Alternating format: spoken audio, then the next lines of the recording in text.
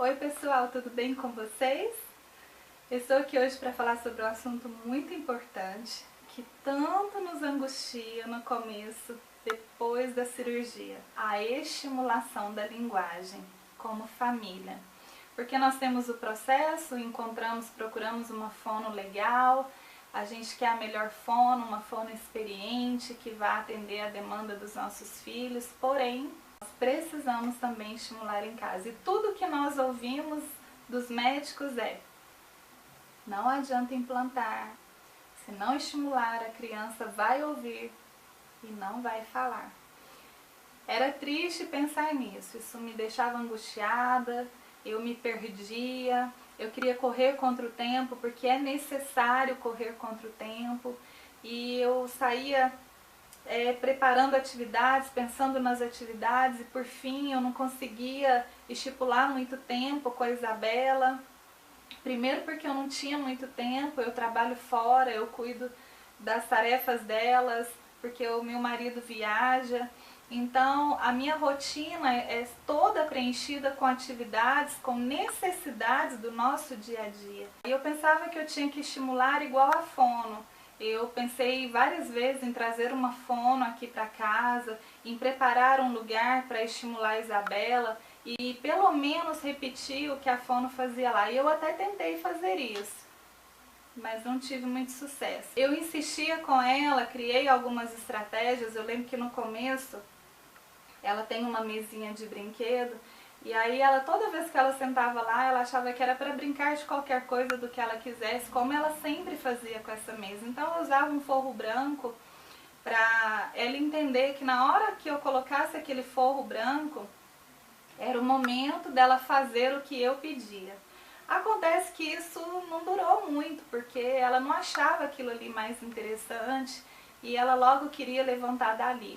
E eu percebi que as minhas insistências com ela acabava deixando ela incomodada, e eu fiquei preocupada porque eu pensei, puxa, a aprendizagem dela não pode ser assim, não pode ser uma forçação de barra, não pode ser algo cansativo para ela. E então, quando a gente voltou para o segundo mapeamento, nós ouvimos da fono algo que foi muito importante para nós, que foi o que, Fabiana? Você não tem que ser fono em casa, seja mãe em casa, queira ser mãe em casa. O estímulo que você vai dar para sua filha são estímulos nas atividades do dia a dia. Leve a Isabela para tudo que você for fazer. Leve ela para a hora que você for fazer o almoço, para a hora que você for arrumar a casa, para a hora que você for ao supermercado. E foi maravilhoso eu ter ouvido isso, porque isso mudou a minha vida. O meu entendimento foi aberto, foi de Deus tudo isso que a fono trouxe. Eu entendi que o processo com a Isabela poderia ser gostoso, poderia ser natural, e o que era melhor. Eu falei, nossa, então ótimo, porque eu já sou essa mãe. Eu amo fazer bolo com a Amanda, eu sempre deixei a Amanda participar de tudo, então não é diferente. É tudo que eu fiz com a Amanda, eu preciso fazer com a Isabela, só isso. Sempre fiz isso com a Amanda, entendendo que era uma oportunidade. Quando eu chamava a Amanda para fazer bolo comigo, eu pensava em trabalhar a autoestima dela, os sentimentos de autocapacidade, para que ela se sentisse importante, útil, valorizada. E todos esses aspectos eu vi que era muito importante também para Isabela. Muito mais importante do que ficar pensando numa teoria para ser usada aqui em casa, numa estratégia específica para trabalhar tudo isso com ela. E foi maravilhoso, porque eu vi que funcionou, e por isso que eu estou contando isso aqui para vocês, porque o processo natural funciona. Não aquele processo natural, eu não estou dizendo que é aquele processo de, ah não, ela vai aprendendo, só de conviver com a gente vai aprendendo. Não, não estou dizendo isso. É realmente aquele esforço de chamar a criança para fazer parte de tudo que a gente realiza no dia a dia.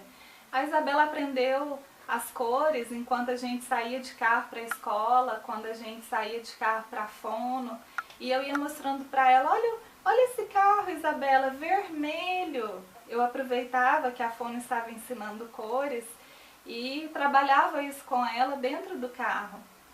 Então, enquanto eu dirigia, eu ia falando para ela, olha Isabela, olha aquele caminhão, o caminhão é branco. Os meios de transportes foram ensinados assim, as cores, e muitas coisas que colaboraram, muitas palavras que encheram o vocabulário da Isabela e levaram ela para a aquisição das frases, as primeiras palavras espontâneas, as primeiras frases, e hoje finalmente para o tão esperado diálogo. E é claro que no começo eu ficava preocupada, eu ficava perdida e às vezes até angustiada, achando que eu não estava fazendo o suficiente para ela se desenvolver. Mas graças a Deus, com o passar do tempo, eu fui vendo que aquele processo natural do dia a dia era um tesouro encontrado na vida da Isabela. Foi de Deus tudo isso na nossa vida. Deus abriu o meu entendimento para que eu pudesse entender que de forma tão natural a nossa Isabela se desenvolveria tão bem.